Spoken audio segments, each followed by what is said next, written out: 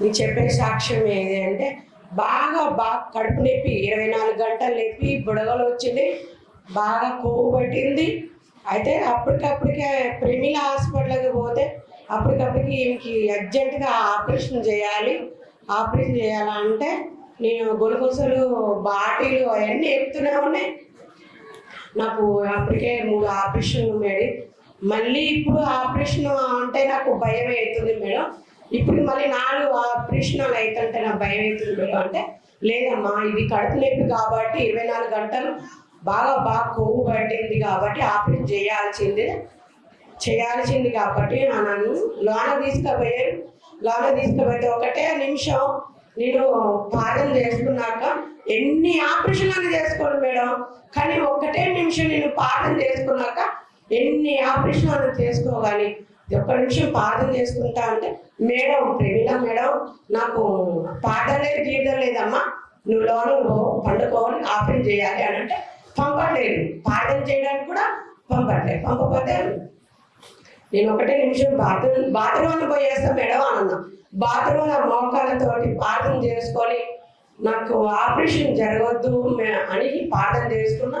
తర్వాతకి ఆపరేషన్ చేసే దాంట్లో లోన తీసుకపోతే డాక్టర్ వచ్చి ఈవేనా ఆపరేషన్ చేసేది ఈవేనా అని అంటే అవును సార్ నాకే ఆపరేషన్ చేసేది అని అంటే నీకు లేదమ్మా ఆపరేషన్ లేదు, క్యాన్సర్ వద్దు, నీకు ఆపరేషన్ అంటే నీకు ఏం అవసరం లేదు అని చెప్పిండు. అయితే ఏంటి సార్ ఇప్పుడే మేడం ఆపరేషన్ చేస్తా అంటే నువ్వేంటి సార్ ఆపరేషన్ చేయను అంటున్నావు అని అంటే లేదమ్మా మందుల వల్ల నీకు తక్కువ అవుతుంది, మందుల వల్ల కానీ మంచిగా వాడుకోవాలి, మందులు టాబ్లెట్ కూడా మంచిగా వాడుకోవాలి అని చెప్పిండు. సార్ మొత్తం నువ్వు దేవుడి సిద్ధం దాంట్లో నువ్వు మాట్లాడిను నాకైతే తెలియదు కానీ మొత్తం దేవుడే రప్పించిండు అని అనుకున్న. తర్వాతకి రెండోసారి మా అమ్మాయికి వాంతులు వీరేషణాలు అవుతుంటే నాకు ఏం అర్థం కాక నైట్ 12-2 అయింది. అన్నయ్యకి ప్రార్థన చేసిన, అన్నయ్య బాగా వాంతులు వీరేషణాలు అవుతున్నాయి అన్నయ్య, మరి ఎట్లా అన్నయ్య అంటే అన్నయ్య ప్రార్థన చేసి నైట్ ఎంత నైట్ 2-12 అయ్యగారు ప్రార్థన చేసి మంచిగా వాంతులు రాలేదు, వీరేషణాలు ఆ రోజునే తక్కువైంది. మంచిగా గ్లూకోజులు కూడా ఎక్కినాయి కానీ మంచిగా తక్కువైంది అమ్మాయికి. నేను 20 లక్షలు పెట్టి ఇల్లు కట్టుకుంటున్నా. అయితే మామూలు ఒకప్పుడు అందరూ ఎక్కిరిచ్చారు, శ్రీరంగపురంలో అందరూ ఎక్కిరిచ్చారు, అందరూ చూసిచ్చారు. అలాంటిది 20 లక్షలు పెట్టి ఇల్లు కడతా, అబ్బో నీకు అంత సీన్ లేదులే, నీకు అక్కడ ఏముంది గెట్టి లేదు, దాని అక్కడ ఏం లేదు. అలాంటిది అన్న ఇక్కడికి వచ్చినాక ఇక్కడ ప్రార్థన, అన్నయ్య ప్రార్థన, వదినమ్మ ప్రార్థన వల్ల మంచిగా 20 లక్షలు ఇల్లు కట్టుకుంటున్నా. ఈరోజు నిన్న బండలు వేస్తురు, మళ్ళీ మాకు ఊట పెట్టిరు.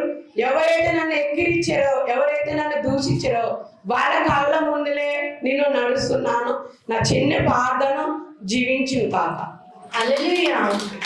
నిజంగా అండి గట్స్ ఉండాలి సాక్ష్యం చెప్పాలంటే.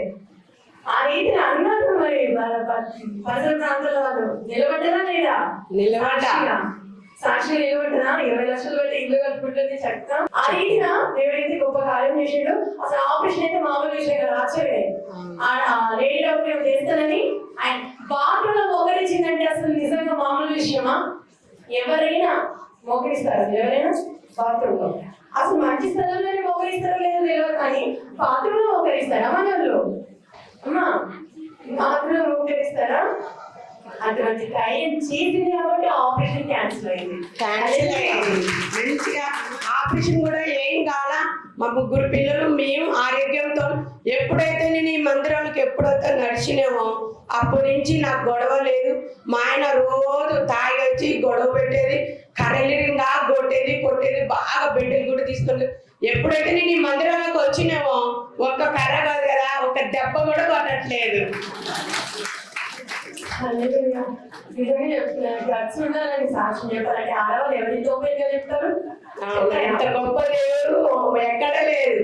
మా ఊళ్ళో శ్రీరంగపురంలో నేను ఆపరేషన్ అయినప్పుడు నా చర్చికి రా, ఎక్కడైతే ఆకుపాలైతే మునగాలైతే భరతగురు నా చర్చికి రా లేదు. కావాలంటే మీరందరూ మా చర్చికి రాండి. మా అన్నయ్య ఎంత గొప్ప దేవుడో.